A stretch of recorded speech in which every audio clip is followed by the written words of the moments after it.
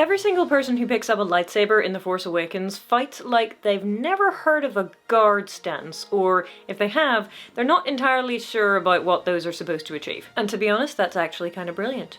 Let me tell you why. Since a long time ago in a galaxy far, far away, every time characters in Star Wars have picked up their laser swords to go into battle, there has been a lot of comparison, criticism, and probably some other things beginning with C, particularly for the prequel trilogies over how showy they are and over their lack of realism. My name is Jill Bayrup and I recently completed my 7th advanced level stage combat qualification in Tontha, if you're interested. My goal is 10 advanced qualifications before the end of the year, because then you can call yourself an actor combatant.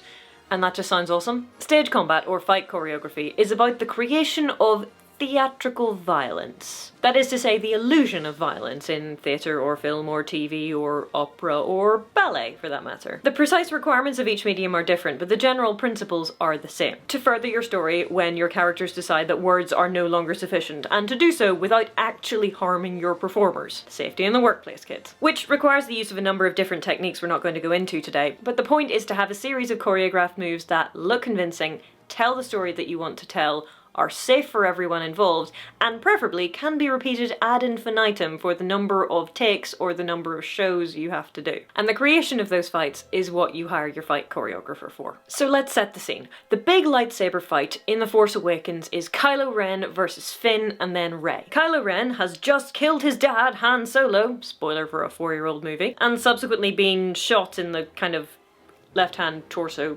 area. So it goes. Rey tries to shoot Kylo, he force pushes her into a tree, Finn picks up the blue lightsaber and fights Kylo, gets grievously injured, the lightsaber flies off, Kylo attempts to get it back, but wait! Rey force pulls it over to her and the fight is on until Rey uses the force properly and slashes him in the face, and then the ground breaks up, our heroes escape.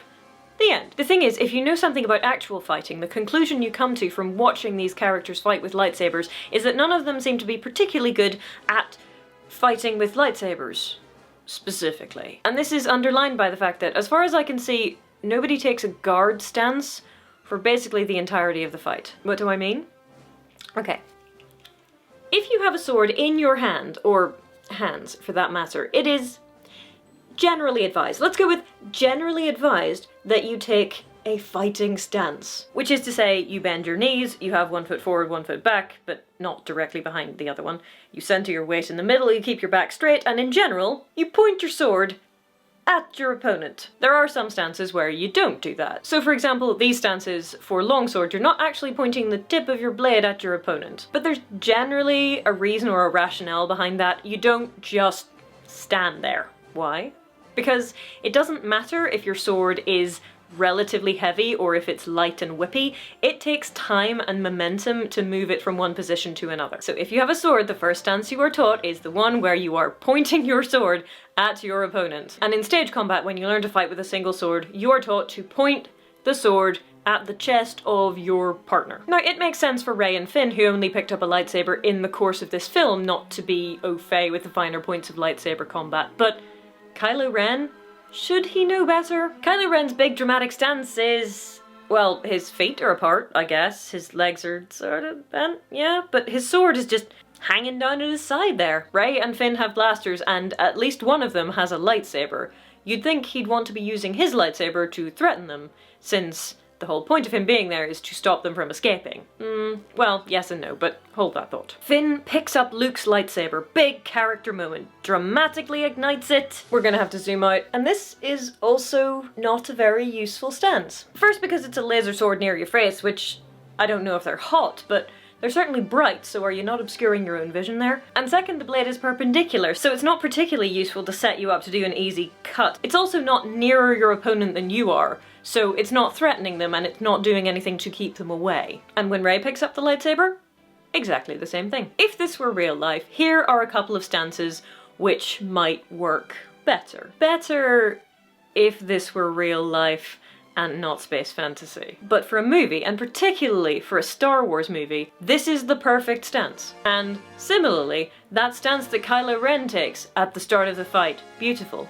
Wonderful. Because the fact that it's not technically correct is much, much less important than the story it tells. Why these characters are fighting has been set up already. We know what's going on, we know the stakes. The point of the fight is not just to resolve that tension, It's also to tell us things about the characters. We want it to move the plot forward, but we also want to learn things about these people that we're going to be spending another 2 movies with. Also, it sells us the goods, but I'll get back to that. So let's take the hero stance to begin with. First, it gets you close into the character's face. It sells you what you came here to see. It gets you right into that medium shot and then that close-up. You can see their eyes, their expressions, their emotions, all that good stuff. Because the blade is vertical, you don't have to worry about stabbing the camera or the cameraman with a big tube of polycarbonate or whatever it is they're using nowadays. You can push right in. Second, it gets the blade close enough to their face that you can have that dramatic lighting. And this is particularly true in the new movies where they have the self-lighting blades. Side note, love the self-lighting blades, and they must make rotoscoping and lighting the scene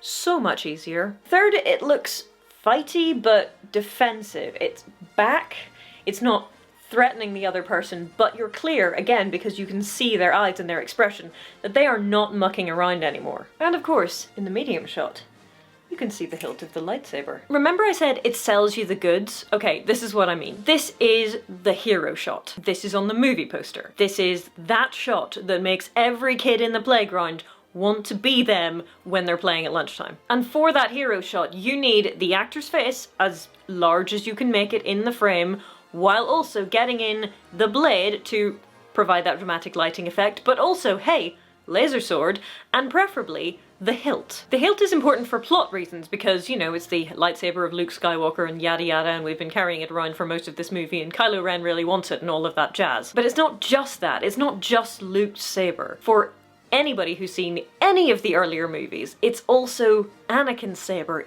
It is the most recognizable piece of kit in the entire Star Wars universe, and when you see it, you know this is the person you are supposed to be paying attention to.